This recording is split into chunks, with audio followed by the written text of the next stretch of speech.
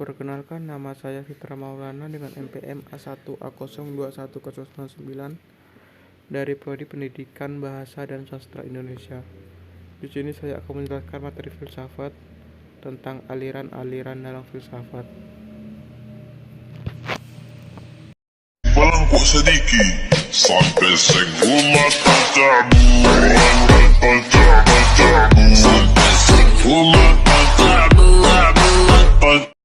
Idealisme merupakan aliran yang meyakini bahwa kenyataan atau realitas terdiri dari jiwa dan ide-ide. Kata idealisme berasal dari kata idea yang artinya sesuatu yang hadir dalam jiwa. Aliran ini menjadi awal yang penting bagi perkembangan cara berpikir manusia. Pemikiran dasar aliran ini pun ternyata pernah dipaparkan oleh Plato. Menurutnya, realitas yang paling dasar adalah sebuah ide, sedangkan realitas yang dapat dilihat oleh manusia adalah bayangan dari ide tersebut.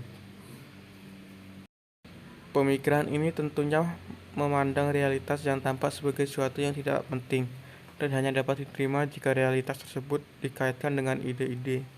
Meskipun demikian, pemikiran idealisme ini merupakan pemikiran yang paling diterima oleh para tokoh atau filsuf. Salah satunya adalah Descartes. Ia menyetujui bahwa unsur yang berkaitan dengan jiwa merupakan unsur yang lebih penting daripada sebuah kebendaan. Rasionalisme. Aliran rasionalisme merupakan aliran yang mengutamakan akal sebagai satu-satunya sumber pengetahuan yang dapat dipercaya.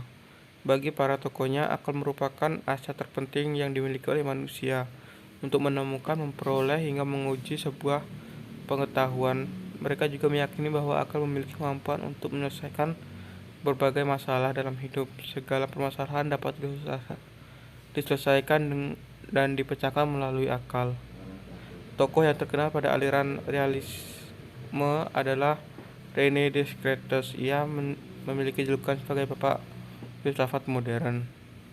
Aliran ini muncul oleh suatu pertanyaan darinya, apakah metode dasar yang pasti digunakan manusia untuk melakukan refleksi? Dari pertanyaan inilah ia menemukan akal sebagai suatu yang paling mendasar digunakan untuk manusia melakukan refleksi pada sesuatu.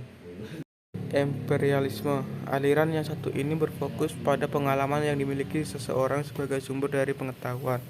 Imperialisme ini berasal dari bahasa Yunani yang memiliki arti pengalaman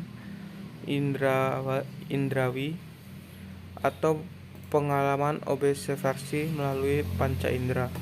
Imperialisme merupakan aliran yang sangat bertentangan dengan rasionalisme. Menurut para tokoh, pengetahuan berasal dari pengalaman, sehingga panca indera merupakan sumber yang paling jelas dan pasti dibandingkan akal.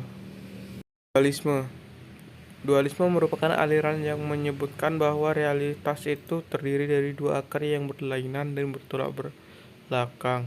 Masing-masing akar tersebut bersifat unik dan tidak dapat dihilangkan, sehingga beberapa tokoh menyebutkan bahwa aliran ini merupakan gabungan dari aliran idealisme dan materialisme, atau aliran yang menggabungkan jiwa dan tubuh.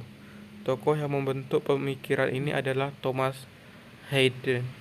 Pemikiran dasarnya adalah zat dan pikiran. Pikiran merupakan hal yang berbeda dan keduanya memiliki saling melengkapi untuk membentuk suatu pengetahuan. Positivisme. Aliran ini muncul pada abad ke-19 dengan dasar pemikiran sumber pengetahuan berasal dari apa yang diketahui, nyata, dan hal yang pasti. Positivisme ini fokus pada suatu fakta yang nyata dan mengesampingkan hal-hal yang di luar realitas atau kenyataan yang tidak tampak.